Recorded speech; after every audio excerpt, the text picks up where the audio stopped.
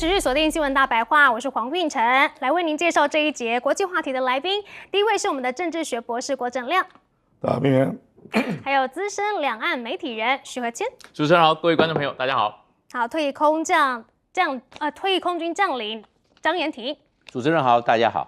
好，我们来看到现在这个中日关系因为高市早苗的一席话呢，已经是整个闹僵了吗？现在呢，日本也将要去派这个高级的外交官赴华来缓解与中国的紧张关系。好，这个是 NHK 的报道，就是因为中国在加大力度回应这个日本首相高市早苗有关的台湾言论之后呢，现在日本也发现事态严重了，赶快派一个高级外交官去前往中国来缓和两国的紧张局势。而现在呢，这个日本外务省高官一抵达北京了之后呢，他的态度也非常的谨慎哦，面对这个媒体的提问呢，是一言不发的，非常的小心。而现在这个日本的自民党也透露了说呢，高市早苗正在反省其中涉台的言论，今后应该不会有类似的发言了。而现在这个微博热搜第一名的条文是什么呢？是日媒称中方的措施超过了日本的预期，甚至共同社还称现在正处于一个分岔路口，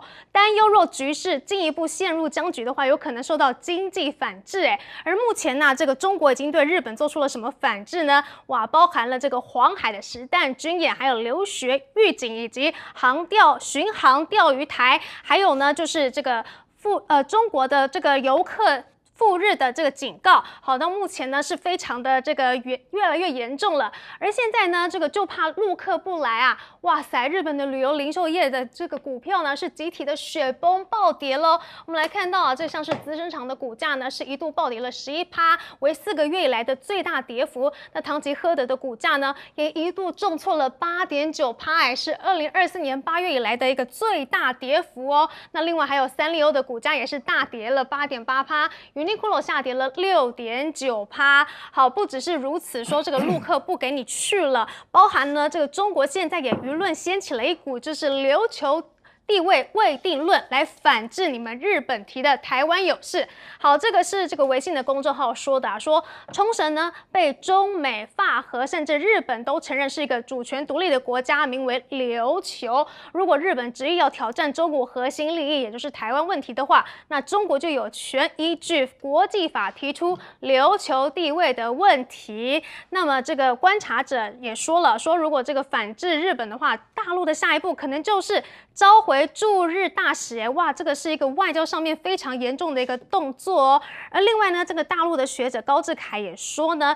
应该要去孤立高市早苗。如果日本挑衅的话，那么新仇旧恨一起算。我建议向日本来禁止出口稀土，甚至禁止进口日本海产和农产，还要取消护照的免签待遇。不过我们来看到日本国内是怎么看的呢？现在最新民调出炉喽，是赞成这个高市早苗的言论的话呢，其实是有48.8% 的，而反对呢则是44.2%，其实呈现这个一半一半两极化的一个结果哈。不过呢，现在中日打得很火热啦，结果美国还在这边牵柴火吗？怎么回事呢？我们看到这个是美国的驻日本大使他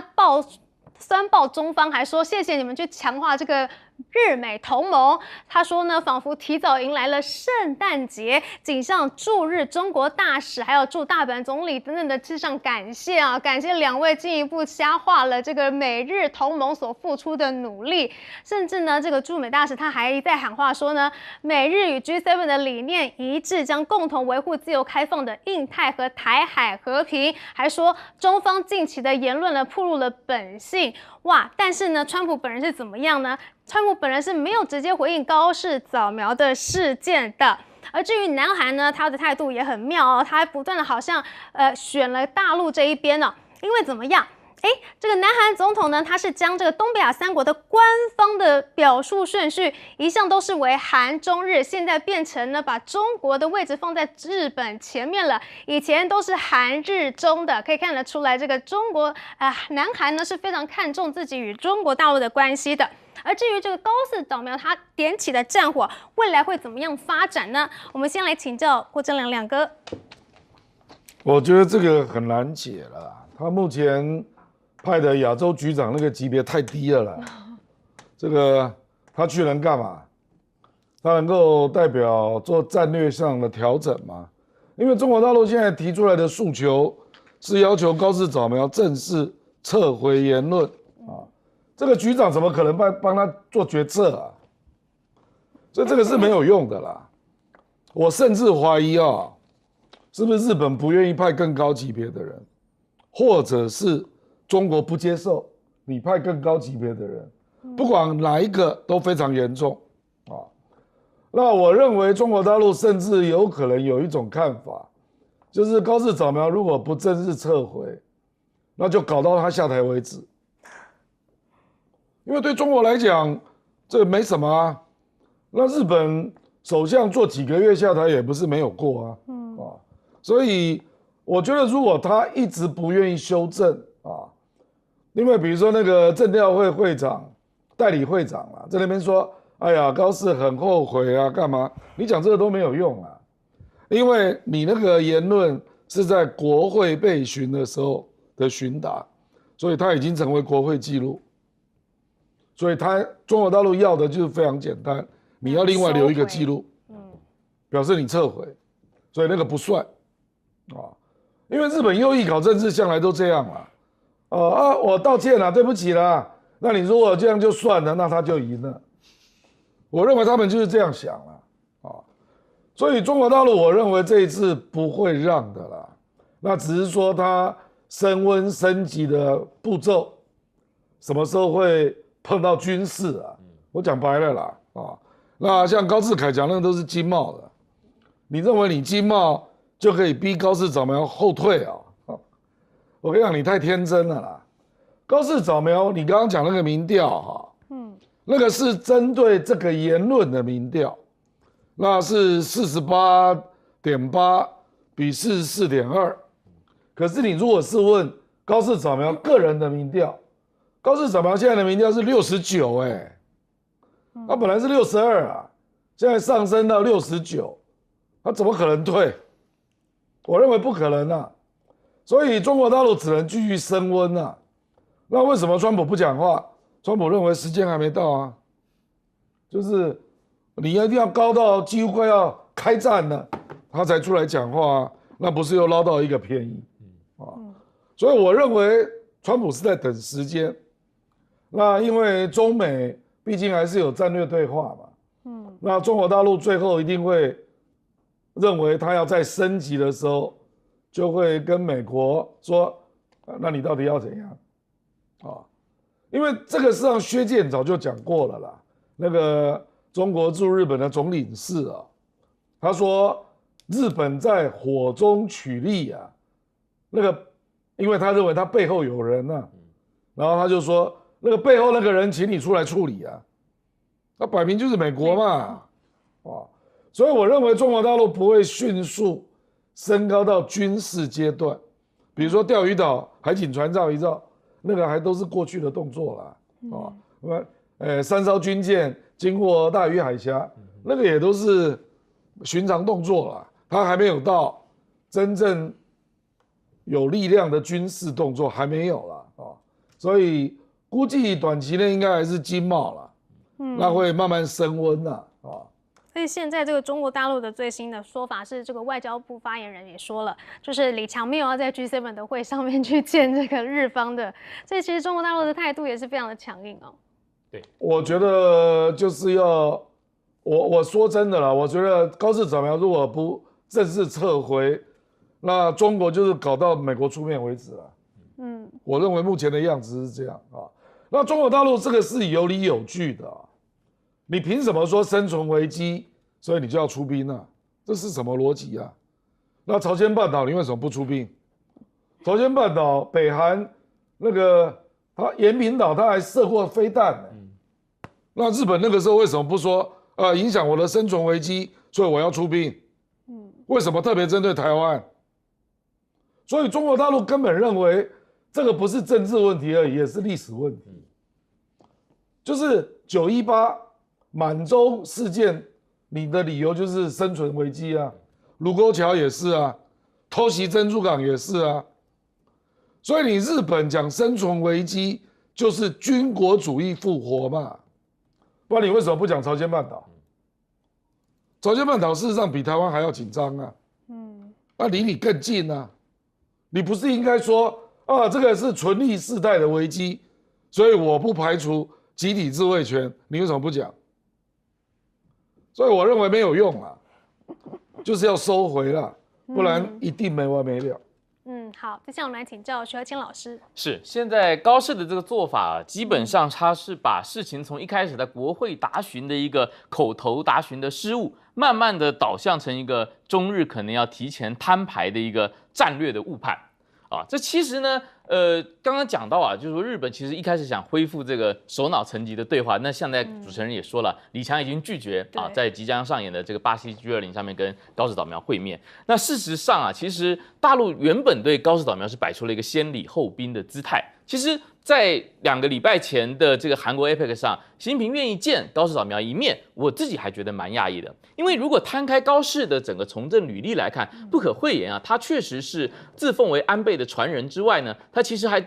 采取了一个其实比安倍更加激进的极右翼的一些立场。包括他曾经说过日本的这个2次大战，也特别是侵华战争当中呢，是有这个自我战争、自我防御的这个性质，是一场自卫战争。这完全是这个采取昭和天皇在开战时的诏书的这个立场。那他曾经在过去8次的参拜靖国神社，而且有好几次是他在担任这个日本的内阁大臣的期间，以官职来参拜。那他也曾经抨击过，大家现在也把这个录像带调出来，1995年，当时的日本首相村山富市发表了一个著名的日本向被侵略国家跟被殖民国家的道歉的一个村山讲话。那个时候呢，高市作为国会议员，一个年轻的国会议员，就出来抨击村山说：“你凭什么代表我们这些战后世代的人来向亚洲邻国道歉呢？”所以种种的行迹呢，我认为习一开始愿意在韩国的 APEC 见他，其实摆出了一个先礼后兵的姿态，也想观察一下高市呢，你的身份地位从原本一个自民党内的比较极右翼的一个孤鸟变成一跃成为国家领导人之后，你会不会有所调整？会不会更慎重的来处理你现在担负的这个责任？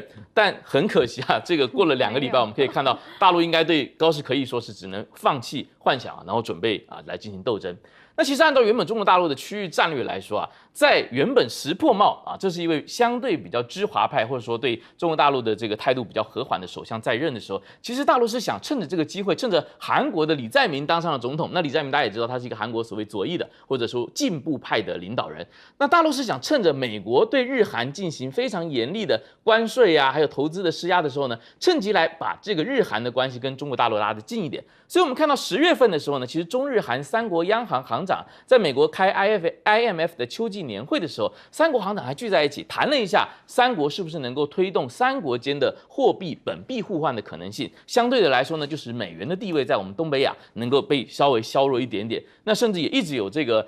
声浪，就说我们是不是能够来恢复从2019年就因为日韩贸易战而停摆的这个中日韩3边自贸区的这个谈判，使中日韩成为一个更紧密的一个经贸的共同体。结果这个石破茂提前下台，高市一上台，然后再加上这一次的这个唇亡世态的这个口语风波那很可能就让这一盘棋又被迫向后拖延。而且大陆这一次对高市这个表态的定性非常的严峻这几天大陆的官方媒体都说，这是2战结束以来首次有日本的在任首相暗示说日本可能武力来介入台海的问题。那大陆对他的定性就是说，这是对中国的首度由日本首相提出的一次武力的威胁，是一个战败国对于2战战果的一个要来进行颠覆，或来对这个秩序进行翻转的一个危险的尝试。那甚至有一些大陆的外交官或者是一些媒体，甚至引用了联合国的所谓的敌国条款就是说在联合国里面，其实还在联合国宪章当中，其实还是把当年1945年战胜国跟战败国的权力地位是有划分的是有划分的。那甚至拿出这个东西来警告日本，就说如果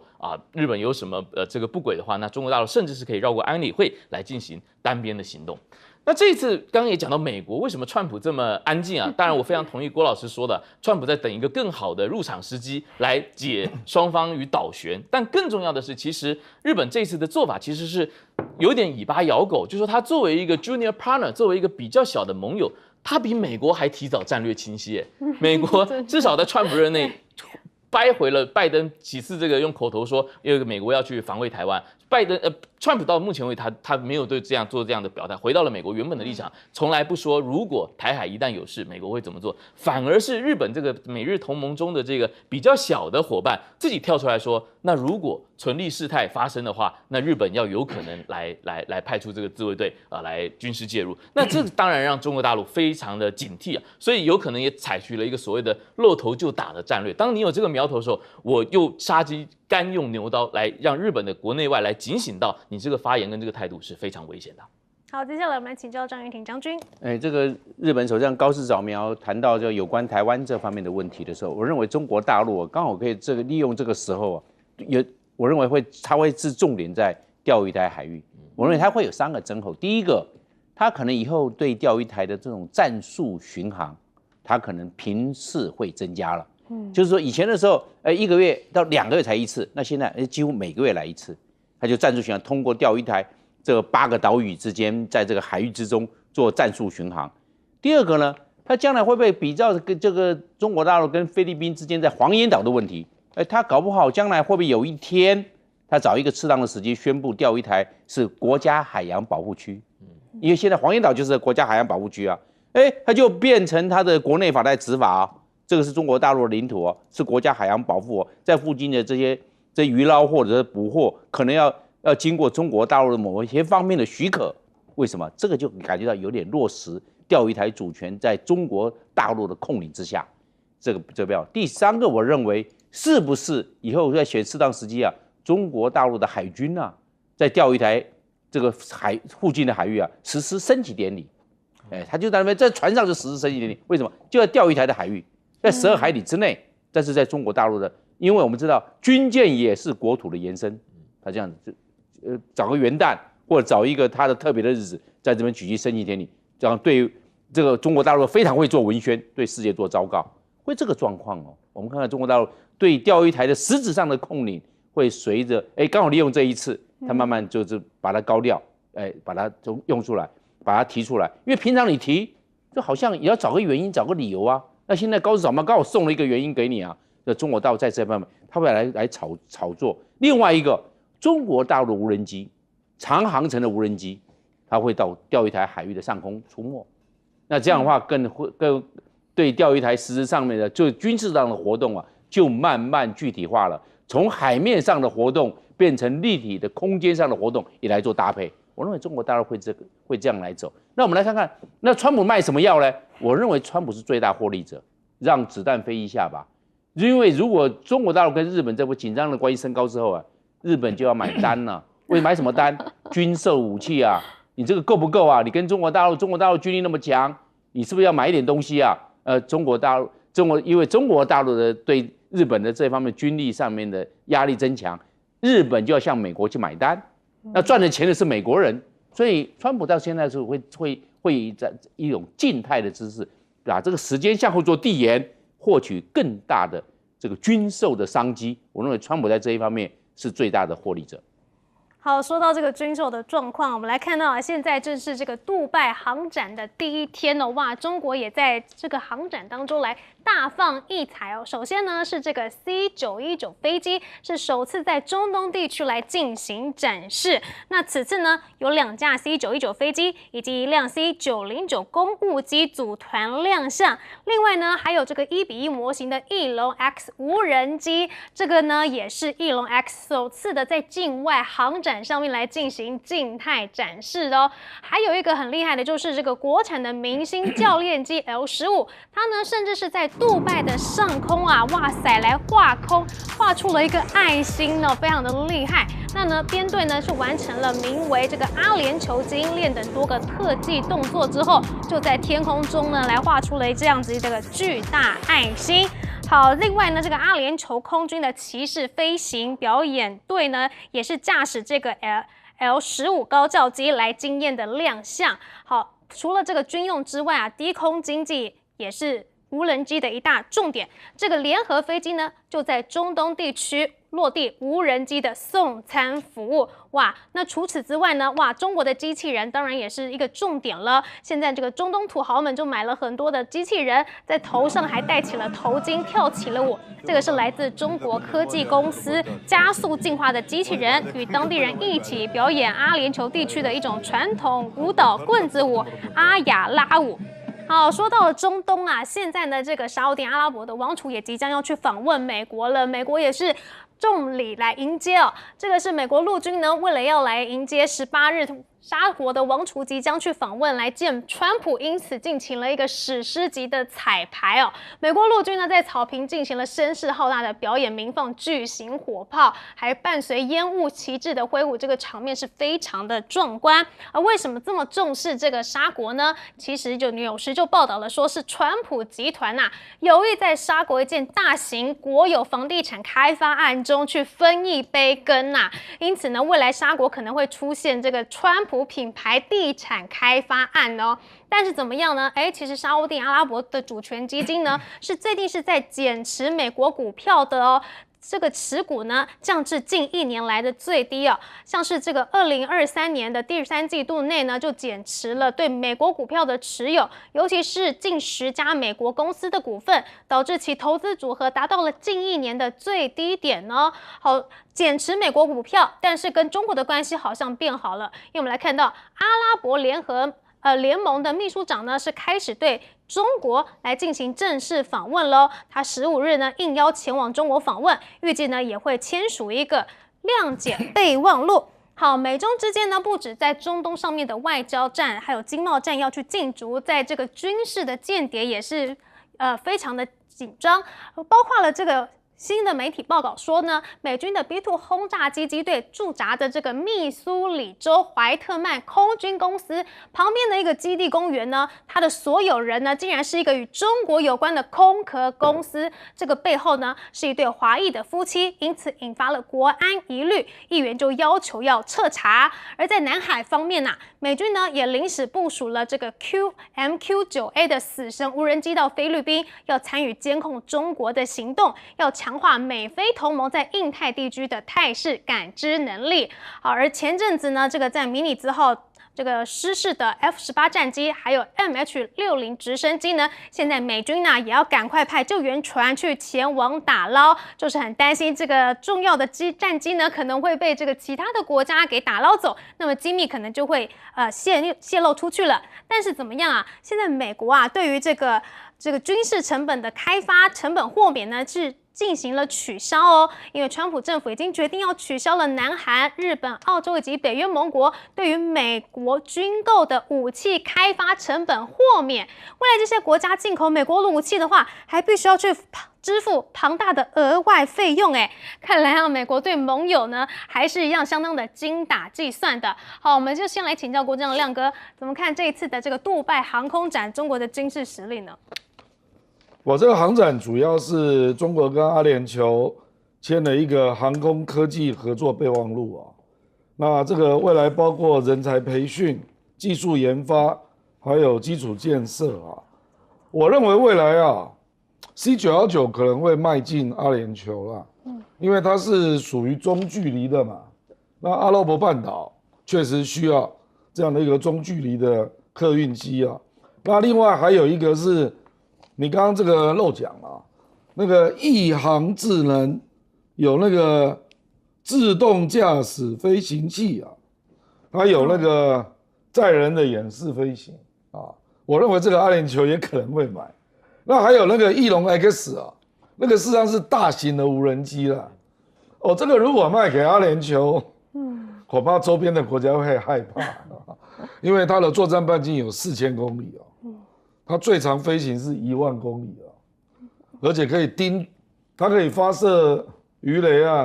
还有对舰的导弹，所以它本身就是一个可以作战的无人机啦。它相当大，12米那我认为它也有可能卖给阿联酋。其实中国大陆跟阿联酋的关系超过跟沙烏地的关系啦阿联酋是第一个引进华为的那美国警告阿联酋要放弃华为，不然他不要卖他 F-35 阿联酋不甩美国啊，所以阿联酋后来去买法国的阵风战机，就表示他一定要用华为。为什么呢？因为他要成为数位货币中心，所以一定要用华为的5G 系统。所以我跟你讲，它的定位其实是蛮清楚的啦。就阿联酋它要成为阿拉伯这个地区啊的金融中心啊，那未来不管是能源的期货，还有那个数位人民币，杜拜都是中心啊。所以我跟你讲，你刚刚讲到减持美股啊，这个其实一点都不惊讶啦，因为美股已经到了高点了嘛。那整个阿拉伯地区的主权基金全部加起来大概有10兆美元啊，那几乎都是买美股啊，所以他们已经在想，大概要拿出1/10要买中国股票，还有房地产啊。那所以我觉得这个也没什么了，就是他开始转移他的资产投资的目标啊。那因为阿拉伯国家都蛮有钱的嘛，而且沙特阿拉伯跟中国还有一段很特殊的历史啊，因为以前重要的武器美国都不卖沙特，因为以色列反对啊，所以沙特阿拉伯就跑去跟中国买东风系列的导弹啊，那连彩虹无人机在沙特阿拉伯都有生产线，所以其实他们合作是蛮密切的啦，啊，那因为他有钱嘛，啊，然后可以帮他做基建的也是中国，比如说帮他盖沙漠铁路啊，这个谁能做？还有他未来。这个是他说的啦啊，说未来要做 air taxi 啦啊，那个计程车是在空中飞的，他有一个红海那个地方的一个规划区啊，那中国大陆这个 air taxi 目前也有了，所以啊，这个阿联酋跟沙特阿拉伯跟中国的合作的程度远超过你的想象啊，还有那个在杜拜还有那个龙城嘛。那个 shopping mall， 那中东地区最大的啊，里面通通都是中国的产品，非常的大，现在已经进入第2期了。所以我是觉得，因为我们不常去阿拉伯了，所以你难以理解中东地区跟中国大陆，不管是军事或经济上的合作的深度了啊。那个前几年不是有那个世足赛，那卡达几乎全部都交给中国去处理啊，所以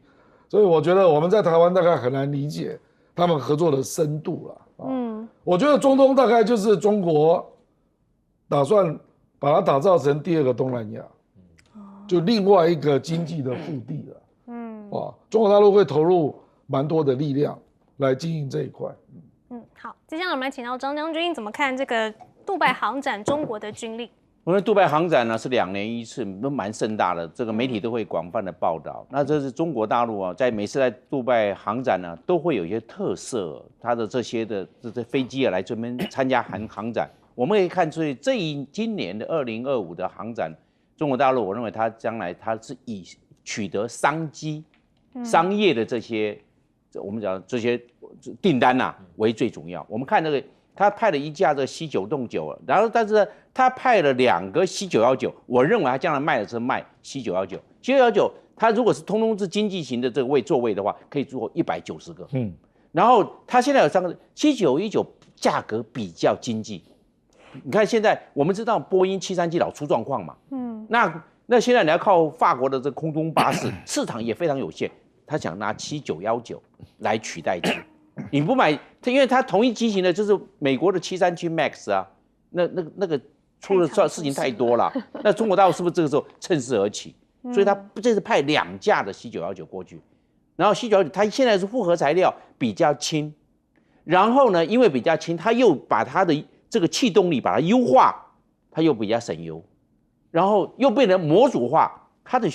后勤的维修成本又低，那这样竞争性是不是高？那刚好这次杜拜航展，那就去参加，所以我认为他为了商机，他这一次派了这个C919。然后第2个呢，他也要希望向中东地区，尤其中东地区去卖，你知道这个 L15教练机、高教机、喷射高教机，它最大，你不要看它这高教练机，它速度可以飞到1.4倍音速，然后它中国大陆叫教练10啊，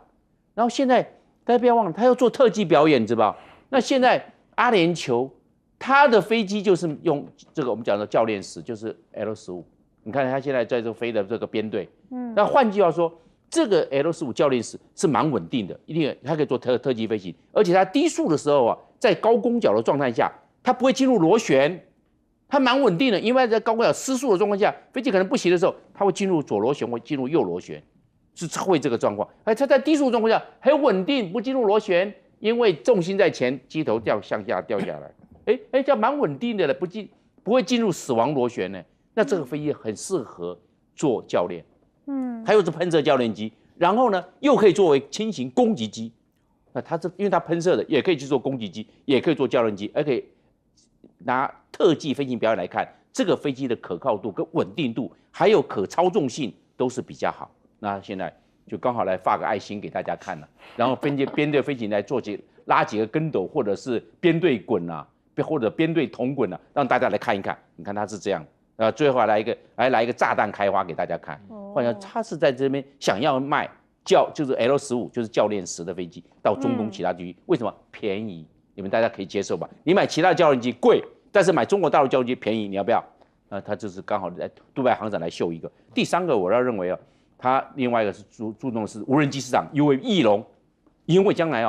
是无人机的天下。你看这是乌克兰战争，无人机的天下啦。那这是大型无人机，大无人机贵。但是中国大陆希望能够抢占这个市场，所以他这个也把这个翼龙的就做静态展示，不做飞行表演，让大家来看，价格是这个样，性能是这样，你要不要来订单？所以我认为中国大陆在抢占无人机、跟民航机还有教练机的市场。好，接下来请教徐和清老师。看完杜拜航展啊，这个大陆在秀自己的卖家秀，我们可以看一下韩国爆出来这个消息，就说美国要通知南韩政府，就说以后采买美国军武的一次性成本的豁免啊，以后要取消了。这一次性豁免，这个一次性成本是干嘛的呢？它其实是指的是美国在为自己的盟国来研发武器跟建立这些专门的生产线的时候所投入的一些初始的启动费用啊，包括研发设计啊，或者是做一些原型跟测试的前期成本。那这个成本通常是一个采购包的一个总的这个总数据的这个5%左右。那过去是都豁免的啊，你这个我就帮你承担了。但最后现在美国川普决定跟大家收费，跟南韩、跟欧盟国家还北约的盟友都收费。那这其实就反映出了，这个川普上台以后，美国正在从传统的价值型的盟友关系，慢慢转向这种交易型的盟友关系。过去这个美国，包括美国的所有的全球的友盟，常常说我们是 like-minded countries， 我们是这个有共同理念或相近理念的国家。那过去美国认为你们都是我的盟友，那既然你们服务于你们的价值观，你们的外交路线是服务于美式的这个美国所定义的国际秩序跟美国所定义的国际正义的话，那我们就不用算得那么清楚，我们可以共享情报，你们借我基地用，我提供你武器，甚至我可以在你的国家来帮你轮训这个你的飞行员，轮训你的这个情报，你的科技战、网络战的部队，甚至关系好一点的，我在你的国家设有常驻的武装人员跟武装基地，然后呢，你们这些国家来帮忙美国来牵制甚至对抗美国的全球性的战略竞争对手，包括俄罗斯呀、中国大陆啊、朝鲜啊、伊朗啊等等。那在过去的传统情境下，只要你们这些友盟或者是伙伴顶上去，表现得越用力，站队越坚决，美国给的支持就越多。最明显的例子其实是印度啊，大家其实记得，在这个安倍晋三所构思的所谓的印太战略当中，其实印度在军事、在国际法的定义上不是美国的盟友，他们没有这个攻守同盟的关系。但是呢，印度仍然拿了非常多美国的资源，为什么？就是为了牵制中国大陆的发展。2023年，莫迪在拜登任内盛大的访问了一次白宫。那个时候的访问的背景，刚好是2020年到21年的这个中印在加勒万河谷啊，大家可能还记得拿着狼牙棒在那个河谷的边境线上，大家互相冲突的余波荡漾的时候，那莫迪那一次去美国就拿了很多的大礼包，美国就承诺要帮助这个印度来发展你的航太工业，要帮助印度培训你的半导体的工程师，甚至当时美国的这个助理防长就说，我们乐见印度在区域中扮演更积极的力量，成为南亚区域的一个安全的出口国。可是川普上台之后，整个逻辑变了。川普从过去美国是世界的警察，变成我是世界的镖局。警察跟镖局或警察跟保全公司有什么不一样？就是说，过去大家警察就你认同我建立的这套制度，我来帮你处理你的问题，我来挺你，那这个我们账可以算的不用那么清楚。但是川普上台之后就说，我可以仍然继续支持你，甚至是我是唯一能支持你的人，因为你要对抗的是中国大陆，你要对抗是俄罗斯。但是对不起，我们这些所有的动作、所有的支持要明码标价。他比如说，他告诉欧洲人，乌克兰战争，你们乌克兰战争就是欧洲人自己的战争，你欧洲自己要解决。你欧洲固然可以把你拥有的美制武器送给乌克兰，但对不起，你送完之后你亏空了，你得重新向我买，我不能免费的补给你。那现在对于这个澳洲，对于这个韩国，其实也是类似的逻辑啊。所以我们想，这个印度它现在就转了嘛。在暑假的时候，他就到 BRICS 到中国大陆的天津的这个金砖峰会去，然后甚至呢跟这个普京那边见面，就选择了一个比较两面押宝的态势。那相对的，中东我们也看到他在做的也是一点对冲的作为。好，接下来我们来看到这个川习会之后啊，美国是不是真的很怕中国大陆会反悔呢？我们看到啊，这个现在是美国财长说呢，希望在感恩节敲定与中国的稀土协议，甚至还说啊，如果北京食言的话，会有手段反击哦。他说啊，美国呢会有很多的手段可以去进行报复，所以要警告中国别反悔。而除此之外呢，美国的 FBI 局长也说呢，美中两国之间无法100%达到目标，但是至少在这个芬太尼原料的部分呢，中国已经这个承诺会限制了。而大陆的商务部、公安部等部门上周发布了公告，说呢决定要调整出口抑制毒化学品管理目录和特定国家的地区目录，将美国啊、墨西哥还有加拿大都入这个目录里面。好，但是啊，现在两个国家都不希望被掐住脖子，所以现在这个科技难道要来进行脱钩了吗？哇，这是众议院通过了一个限制与大陆科研合作法案，美国这学界就非常忧心了。这个是技术铁幕要提前落下了。这是美国一项名为 SAFE 的法案，引发了学界震动，是恐怕会加剧中美科技战以及科技研究合作的难度。消息一出呢，也马上导致有800名的美国学者去联名抗议哈。这个 SAFE 法案呢，是打算以国家安全为由，全面禁止与美国认定的敌对国那实体有关的科学家来获取联邦资助。所谓的敌对国呢，就包括了中国、俄国，还有朝鲜啊，还有伊朗。好，那现在呢被禁止的活动呢，包括了联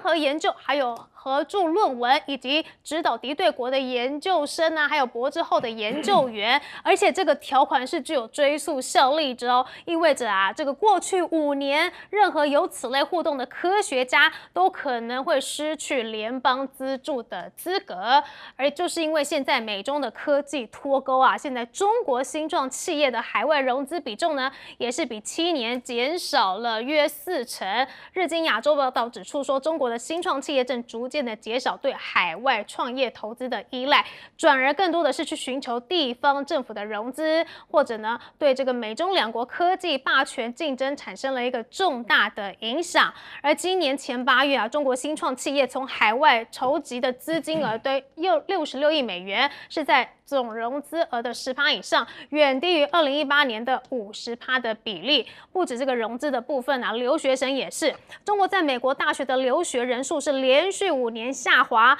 ，2024到2025学年一共有26.59万中国的学生在美国留学，比上个学期是减少了4.1%，比2019年到2022学年的峰值呢减少约30%。好，但是川普这么做反而是帮到了中国吗？我们来看到啊，像2019年寒武纪创办人陈天石哦，他与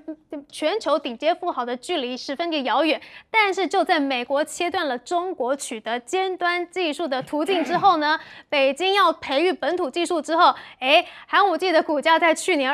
过去24个月是暴涨了超过765%呢。根据彭博亿万富豪指数呢，陈天石是握有公司28%的持股，财富的累积是达到了225亿美元，大约是7167亿台币，已经是全球40岁以下的富豪第3名了。好，科技战的脱钩呢，也导致华为现在要推出的更多的新技术。华为将在21日发布 AI 领域的突破性技术，有望解决算力资源利用效率的问题，将 GPU、NPU 等算力资源的利用率呢，从平均的30到40%，一口气提升到70%。这个技术真的是提升的非常快。好，除了 AI 之外呢，哇，电力当然也是很重要的啊。现在中国呢允许在内蒙古去放飞世界上最大的风筝来发电哦。好，这是在内蒙古的一个自治区的试验场，一块面积达到5000平方米，也就是11座 NBA 篮球场的这个空力发电就空中风筝。好，这个央视报道呢，这个风筝呢可以通过绳索啊来连接到地面上的发电机，就可以飞到超过300公尺的高空，可以呢比传统的陆上发电专案相比呢，减少95% 的土地使用量，可以减少90% 的钢铁消耗。一个10兆的空中发电系统呢，就可以供给1万多个家庭来使用。哇，这个发电量真的是非常的惊人啊！好，我们来看到呢，美中科技是越脱钩的话，到底是对中国好，还是对美国比较有优势呢？我们来请教亮哥。这个稀土出口管制啊，因为目前中国已经对10月9号那6个公文，还有4月那个管制就暂停1年嘛。可是中国大陆目前还是要制定自己一个最终用途的认证办法啊。那贝森特大概看了快要昏倒了，因为这个保证美国的军工企业拿不到了啊。那中国大陆愿意开放的就是非军工企业，那你那个进口商，你就要注明你的最终用途，那而且还有转让的限制啊，然后这个哪个领域等等等啊，那你只要被我查出来你违约，你就被取消资格啊。这个制度是学美国的，美国2007年对于军用技术的出口就是用这个制度，这个叫 VEU 啦，啊。就是最终用途的认证制度啊，我觉得贝森特很难反驳了，因为你美国也这样搞啊，那至于这个美国老是让一些不懂科技的人在那边乱搞啊，那最终就把自己搞死了。我跟你讲啊，这个为什么会问题很大？我讲的是 SAFE 啦 ，SAFE 啊，因为它溯及既往5年，对，啊，溯及既往5年，你只要跟中国大陆有合作过，那未来你就失去联邦资助的资格。那我跟你讲啊，美国的顶尖大学基本上好几个领域啦，零态物理学、分子生物学、气候变化的模型，还有这个量子计算，通通都在里面。还有疫苗的研究，因为那个时候新冠疫苗啊，一大堆，通通都中。我就看你怎么去执法，这个就是美国的悲哀在这里啦，让一群不懂科技的人在那边乱搞一通啊。那这个法定出来，我看你白宫怎么办啊？那其实我有时候碰到一些中国的网友在问我，我就说你们当然不要去，你如果是学理工的，你最好不要去美国留学了。你毕业之后搞不好就业还会碰到困难啊。因为美国现在已经有很多机构已经规定了，不得聘用中国那个毕业生哦。对啊，已经开始签证又难拿，干脆不要去。所以我是觉得学理工的自己想清楚了哦。那这个中国大陆在跟美国陆续脱钩当中，没错。比如说 VC 是最明显的啊，就是他们现在已经尽量不要用美国人的钱了。那中国大陆越来越多地方政府自己就有融资的部门啊，因为很多地方政府发现有时候会命中啊，大赚一票啊，像林德时代就是啊，林德时代他就大赚一票，所以我是觉得这个没什么啦，因为中国大陆不缺资金啊，所以这个影响比较小。好，我们先休息一下，待会回来。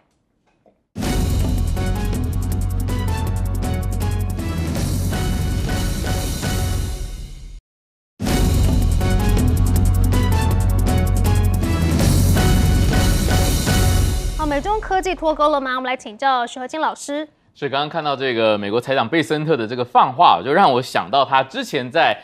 跟中国大陆进行贸易谈判中说的一个比喻。他在讲稀土，他说：“我知道你中国大陆呢有这个武器，就像你桌上摆了一把枪之后，我知道你有这个枪，我也知道你有可能用。但是当你真的用起来，拿起来上天空，biang biang开2枪之后，那情况就是另外一个情况了。所以美国其实对中国大陆高度垄断这个全球的稀土供应啊，这个事情不是新闻，大家已经知道20年、30年了。但是呢，中国大陆这一次第一次把它作为一个贸易上这个把它武器化，甚至作为这个大家互相对阵的一个工具啊，那其实还是让美国非常的紧张。因为其实大家过去讲稀土，可能以为就是说，因为这个开这个稀土矿，它有一个矿场的分布的问题，还有它开矿的污染的问题啊，所以其他国家不太愿意开，所以就剩下过去几十年来就剩中国大陆自己开。但其实不是的，中国大陆这40-50年来啊，从80年代到现在所累积的这个稀土产业的优势，其实一整套的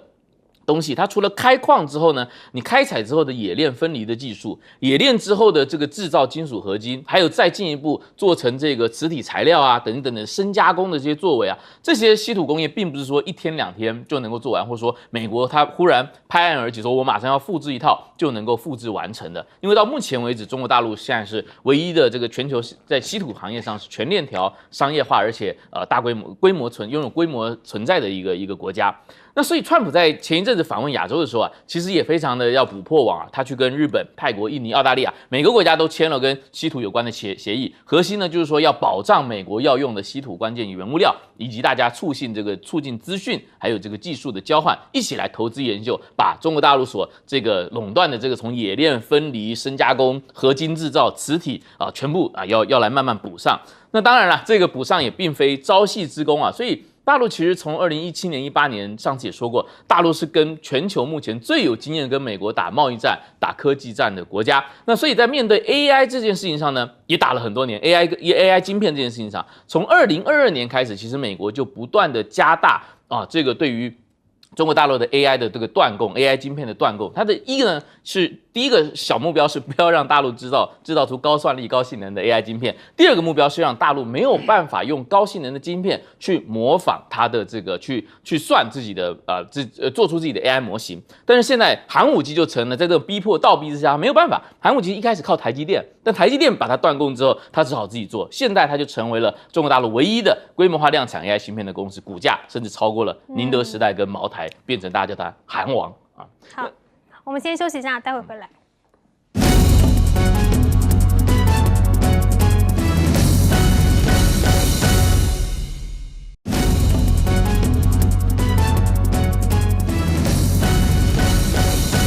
美中科技战之下呢，美国的中国留学生也越来越少了吗？请教张延廷将军。这个美中的话，先打这个贸易战，贸易战完毕之后科技战，科技战完毕之后啊，变成学术较量。那学术较量，那我们先来看中国大陆现在在美国的留学生还保持在这26万多人，也算是有一定的这个数量。因为台湾大概每一年到美国的留学生大概是23000人，大概中国大陆的1/13是这个样。然后现在为什么我认为将来这个趋势啊，中国大陆留学生到美国会慢慢下降，因为中国大陆现在985重点大学啊，总共39所，那每一年录取的人数啊21万人，这些都是领先大学跟领先2所嘛，清华大学跟北京大学嘛，这是领先大学，再来其他的37所是顶尖大学。那它这个顶尖大学在世界上都有排名的，而且排名是前段。你要考进这些的话，大概 PR 只要98，就100个人里面啊，你要赢98个人，你只能演讲，你自己算进去，那你就一个人能够跟你并驾齐驱，是这个样。然后第二个，美国的学费贵，美国在你如果没有奖学金的话，每一年大概租房子、大概吃衣住行加学费啊，100万台币，你读个硕士2年200万台币没有了，那在中国大陆嘛，所以大家就不出去。那第三个呢？就业受限，现在美国不友善。对，那以前跟在留那边最多的，现在毕业之后，请你回大陆，那干嘛去留学啊？对啊，他留在自己的中国大陆读书就好，而且在中国大陆读书。